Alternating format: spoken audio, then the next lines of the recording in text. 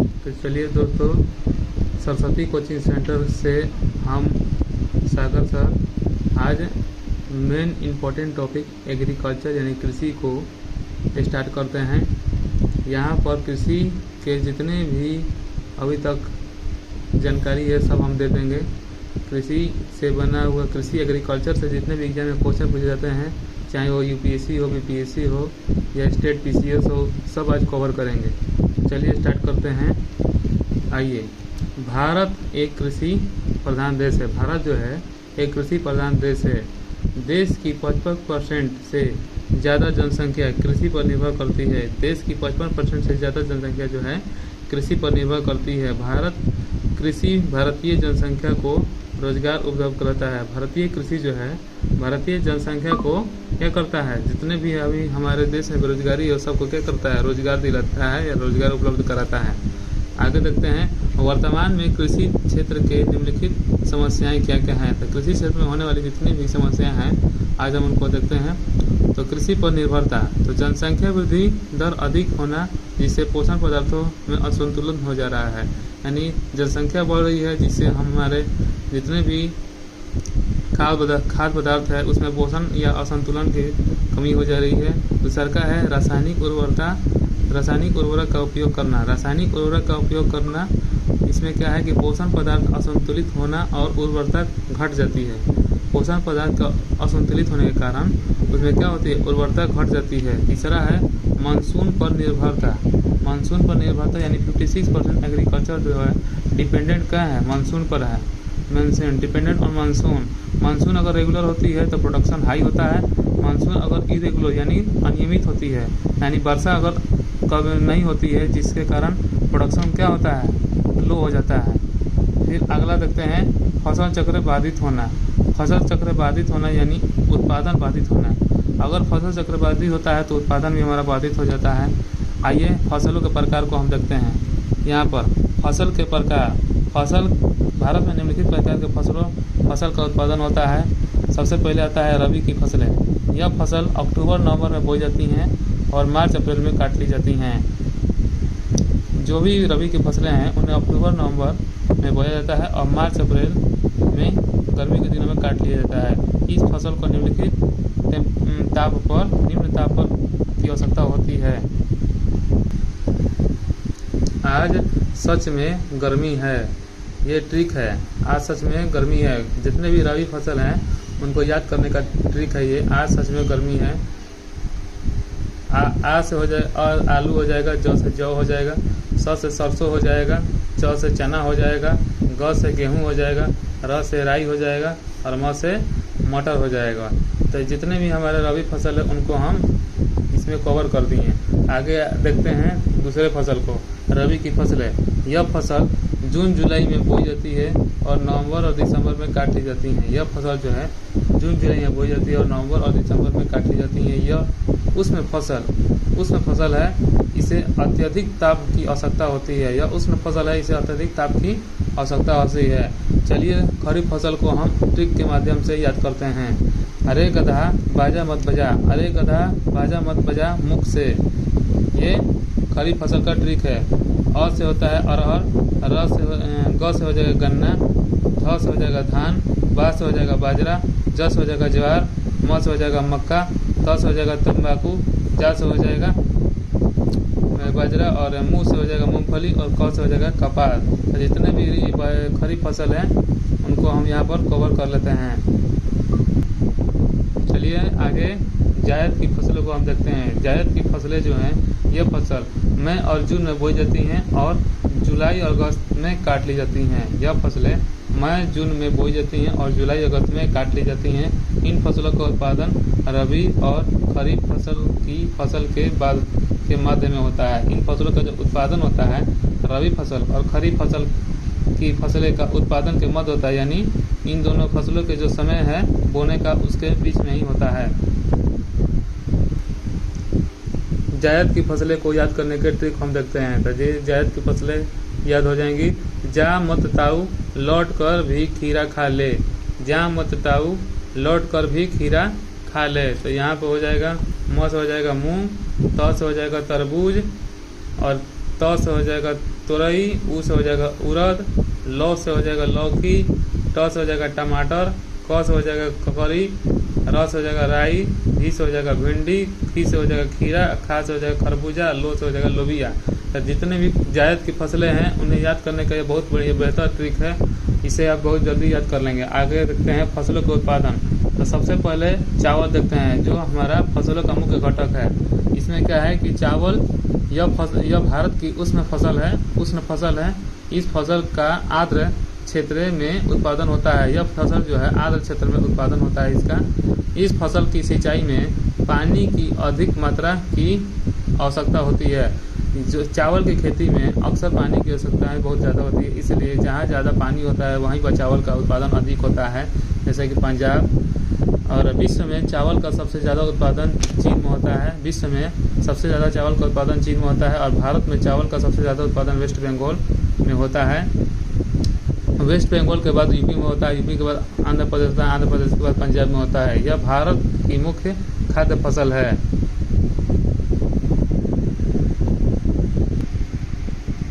गेहूँ, यह हमारे फसल का मुख्य घटक है। यह भी बहुत ज़रूरी है, इसलिए आगे देखते हैं। यह भारत की दूसरी सबसे मुख्य खाद्य फसल है।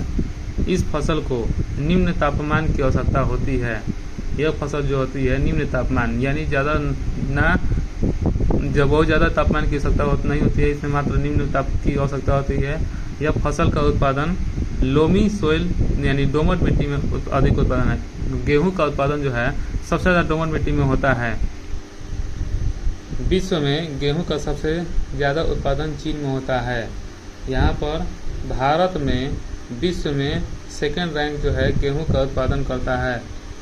उत्तर प्रदेश, उसके बाद पंजाब, उसके बाद एमपी में गेहूं का उत्पादन सबसे ज़्यादा होता है। गेहूं का उत्पादन में वृद्धि के लिए हरित क्रांति की शुरुआत की गई थी। तो हरित क्रांति हमारे चैप्टर का बहुत ही इम्पोर्टेंट टॉपिक है, इसे हम कवर करते हैं। आगे देखते हैं ग्रीन रेवोल्यूशन यानी हरित क्रांति। इस क्रांति की शुरुआत नॉर्मन ई बोरलॉन द्वारा की गई थी। इन्होंने उच्च किस्म की बीज का उत्पादन किया था और मैक्सियन गेहूं का विकास किया। मैक्सियन गेहूं का मतलब यह है ना, इसमें गेहूं का उत्पादन बहुत ज़्यादा होने लगता है। मतलब कैसी भी मिट्टी हो उसमें गेहूं का बहुत ज़्यादा उत्पादन होगा, इसलिए इसका विकास किया गया था। नॉर्मन बोरलॉन ने इसकी शुरुआत यूएसए से की थी। हरित क्रांति शब्द को विलियम गौड़ ने दिया था। हरित क्रांति जो शब्द है इसको विलियम गौड़ ने दिया था। 1965 में भारत और चीन का युद्ध हुआ और 1964-65 में भारत में सूखा आ गया। यही कारण है कि हरित क्रांति की यहाँ से शुरुआत हुई और यहीं पर हमारा जो फूड का डिमांड है यहाँ बढ़ा और प्रोडक्शन जो है घट गया, इसीलिए हरित क्रांति की शुरुआत हुई थी। हरित क्रांति की शुरुआत होने का ये भी एक बहुत बड़ा कारण हो सकता है। इन सब स्थितियों को देखते हुए भारत में एम.एस. स्वामीनाथन ने भारतीय हरित क्रांति की शुरुआत की, जो 1967 से 1967 में कोई पंचवर्षीय योजना नहीं चल रही थी, उस समय की बात है। और इन्होंने भारत में यूएसए से मैक्सियन गेहूं की 2 प्रजातियों को लाया है, जिसमें पहला तो कल्याणकारी सोना था और दूसरा सोनालिका था। दोनों प्रकार के बीज का उत्पादन किया गया था। दोनों प्रकार के बीज का उत्पादन किया गया, जिसमें आगे रखते हैं कि जिसे यूपी, पंजाब, बिहार में लागू किया गया था। हरित क्रांति को लागू करने वाले ये प्रथम 3 राज्य थे जिन्होंने सबसे पहले हरित क्रांति को अपने में लागू किया। और फिर दक्षिण भारत में इसे नहीं लागू किया गया क्योंकि यूपी, पंजाब और बिहार में टुकड़ों में खेती होती है और दक्षिण भारत में बड़े बड़े भूभाग पर, इसलिए यूपी, बिहार और पंजाब में इसे लागू किया गया और दक्षिण भारत में इसे लागू नहीं किया गया था। इस प्रक्रिया के साथ साथ रासायनिक उर्वरकों का भी उपयोग किया गया, जिससे इस उत्पादन में वृद्धि का बढ़ा गया। एडवेंचर यानी भारत में हरित क्रांति से होने वाले जो भी लाभ है आगे देखते हैं।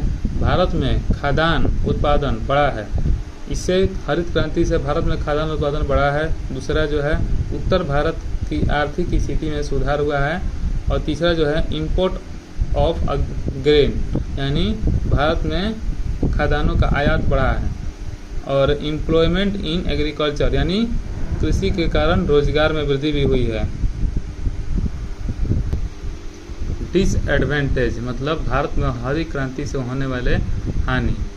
सबसे पहले देखेंगे कि इकोनॉमिक्स इम्बैलेंस, यानी हमारा जो आर्थिक असंतुलन था वो हो गया। नॉर्थ इंडिया में क्या हुआ कि उत्पादन बढ़ गया और साउथ इंडिया में जो उत्पादन को घट गया। केमिकल फर्टिलाइजर यूज, मतलब केमिकल फर्टिलाइजर का बहुत ज़्यादातर मात्रा में यूज होने लगा और फर्टिलिटी ऑफ सॉइल डिक्रीज, यानी जो है फर्टिलिटी सॉइल यानी मिट्टी की जो उर्वरता शक्ति है वो घट गई।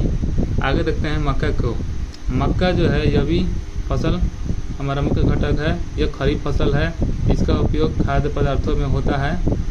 इसमें जैव ईंधन का उत्पादन होता है। जैव ईंधन मतलब इसका ये उत्पादन में जैव ईंधन का उपयोग होता है। जो हमारे जीवाश्म ईंधन होता है उसी को कहते हैं जैव ईंधन। विश्व में इसका सबसे ज़्यादा उत्पादन यूएसए में होता है। विश्व में सबसे ज़्यादा जो मक्का का उत्पादन जो है कहाँ होता है? यूएसए में होता है। भारत में इसका उत्पादन कर्नाटक, राजस्थान और महाराष्ट्र में होता है। भारत में इसका उत्पादन जो है कर्नाटक, राजस्थान, महाराष्ट्र में होता है। चलिए आगे देखते हैं कॉफ़ी के बारे में। कॉफ़ी यह एक बागान फसल है जिसे बागान की खेती भी कहा जाता है। चाय भी हमारा बागानी खेती है। कॉफ़ी का सबसे ज़्यादा उत्पादन ब्राज़ील में होता है। कॉफ़ी का सबसे ज़्यादा उत्पादन कहाँ होता है? ब्राज़ील में होता है। और ब्राज़ील में कॉफ़ी बागान को फजेंडा कहा जाता है। कॉफ़ी बागान को क्या कहा जाता है? ब्राज़ील में फजेंडा कहा जाता है। भारत में कॉफ़ी का उत्पादन सबसे ज़्यादा कर्नाटक में, फिर केरल में, फिर तमिलनाडु में होता है। चलिए आगे देखते हैं कॉटन के बारे में। कॉटन यानी कपास। भारत मात्र देश है कपास का। भारतीय जो है मात्र देश है कपास का। कपास का सबसे ज़्यादा उत्पादन मोइस्ट क्लाइमेट एरिया यानी उसमें आर्द्र क्षेत्र में होता है। और दूसरा जो है ब्लैक सोल एरिया यानी जहाँ पर काली मिट्टी का है। काली मिट्टी में कपास का सबसे ज़्यादा उत्पादन होता है, इसीलिए इसे रेगुर मिट्टी भी कहा जाता है। विश्व में इसका सबसे ज़्यादा उत्पादन चीन में होता है। कपास का सबसे ज़्यादा उत्पादन कहाँ होता है? चीन में होता है। भारत में इसका उत्पादन गुजरात, महाराष्ट्र में होता है। भारत में इसे श्वेत सोना भी कहा जाता है। भारत में इसे क्या कहा जाता है? श्वेत सोना भी कहा जाता है। आगे देखते हैं हम लोग चाय के बारे में। टी यानी चाय, यह एक जलप्रिय पौधा है। इसे सबसे ज़्यादा इंडिया में इसे फेमस माना जाता है। इसमें पानी की आवश्यकता होती है लेकिन लंबे समय तक ना रुके। इसमें पानी की जो सिंचाई करने की सुविधा है वह लंबे समय तक नहीं रुकनी चाहिए। इसका उत्पादन पर्वतीय ढाल पर होता है, यानी जो ढलाई कृषि होती है वहाँ पर इसका खेती किया जाता है। विश्व में चाय का सबसे ज़्यादा उत्पादन जो है चीन में होता है। विश्व में चाय का सबसे ज़्यादा उत्पादन कहाँ होता है? चीन में होता है। भारत में चाय का सबसे ज़्यादा उत्पादन असम में होता है। और भारत में सबसे चाय का उत्पादन कहाँ होता है? असम में होता है। कुछ प्रमुख फसलें जिसमें भारत प्रथम स्थान पर है। यह हमारे कॉम्पिटिटिव एग्जाम में सबसे ज़्यादा पूछा जाता है दोस्तों। तो आगे देखिए हम देखते हैं, इसको कवर करते हैं। पहला बाजरा। बाजरा में सबसे ज़्यादा भारत के राज्य में राजस्थान आता है सबसे प्रथम स्थान पर। दूसरा जो है दाल है, यह एमपी आता है। एमपी दाल में प्रथम स्थान आता है। तीसरा आलू में यूपी आता है। जूट में वेस्ट बंगाल होता है। और मसाला में केरला आता है। केरला को मसालों का राजा भी कहा जाता है। तो देखिए दोस्तों, हम लोग कृषि एग्रीकल्चर को टॉपिक को ख़त्म कर दिए हैं। और आप भी चाहते हैं कि ऐसा वीडियो और आए तो इस चैनल को लाइक, शेयर और कमेंट करें और ज़्यादा से ज़्यादा दोस्तों को अपने इस चैनल के बारे में बताएं और शेयर करें। थैंक यू दोस्तों। और वीडियो को सब्सक्राइब करना ना भूलें। Thank you.